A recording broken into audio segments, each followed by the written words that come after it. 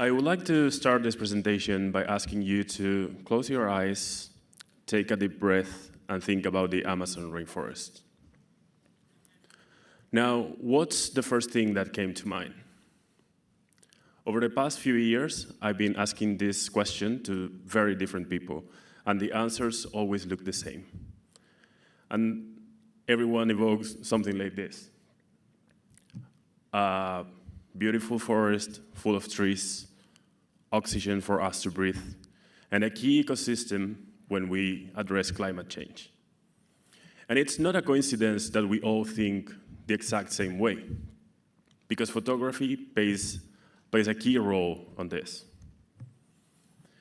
Photography is a powerful medium that has been there introducing us to places that we've never seen. But what happens if we are offered the same perspective again and again? We will be probably in front of a stereotype. And when it comes to the Amazon rainforest, it's a big stereotype. So that's why I like to ask, what about the 30 million people living in the Amazon? And especially, what about the indigenous peoples living in the Amazon? Why aren't they being on every climate change discussion if being only 5% of the world population, they preserve 80% of the world's biodiversity?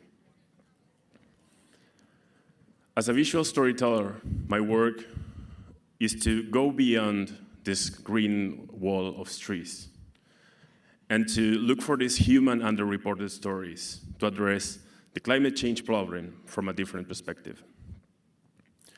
Throughout these years, I've learned that part of the answer lays in the concept of territory and how different this concept could be between them and us.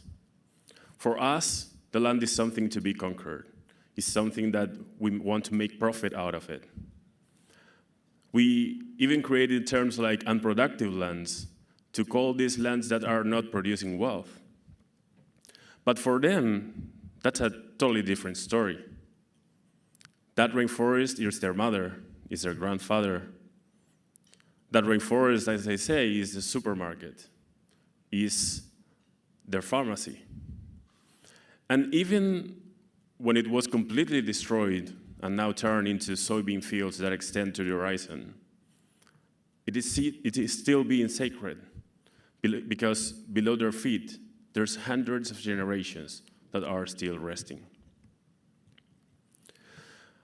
So I started thinking, how could I tell photographically in a single image this powerful bond between these land defenders and the land that they fiercely defend? And I started photographing them from the bird's eye view. And now I have this subject and their land as the background. But then I realized I needed a second picture, a second portrait of the land in question. And now both are together. There's no rainforest without the people. There's no people without the rainforest. So he is Beticré. He's an indigenous from the Xingu Indigenous Park in Brazil. And that is the circular-shaped village where he lives with his family. But they are being threatened by the expansion of agribusiness, by the expansion of wood logging, and they are using technology to create proof about what they are facing so they can basically make the authorities to take action. Deep inside in the rainforest in Ecuadorian Amazon, Nantu is a young leader that is preserving that pristine rainforest that you can see over there. This is one of the most biodiverse areas in the world because of the encounter of the Amazon rainforest with the Andes Mountains.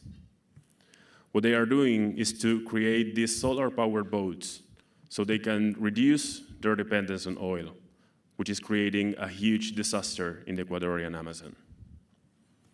Back to Brazil, Drica is a young teacher. She's descendant from African slaves that managed to find refuge in the rainforest. She has been elected the first woman to be the president for the 5 communities that she represents. But she has a lot of things to deal with. Wood logging, and they live right next to that huge bauxite mine. Bauxite is a mineral used to produce aluminum. That tiny part that you can see in the picture is 1 by 1 mile. But deep inside the forest, behind the canopy, it's a 15 by 15 mile. I mean, you can see that from space. Drika, as a teacher, believes in the power of education to tell young people how important it is to defend their land, because at the end of the day, you only defend what you love. These are just a few stories of this human journey of resistance in the Amazon. And with the support of the National Geographic Society, I will keep documenting these stories, these men and women struggling for their lands, but also struggling for us. So I would say that we should really listen to them. We should really make them part of the climate conversation. Because as a Brazilian indigenous philosopher said, whose name is Ailton Krenak, indigenous are experts in managing the end of the world. They started to face it 500 years ago, and the ones who am I worried about is you, the Western people. So before finishing, I would like to ask you to close your eyes, take a deep breath, and think of the Amazon rainforest. Now, what's the first thing that came to mind? Thank you.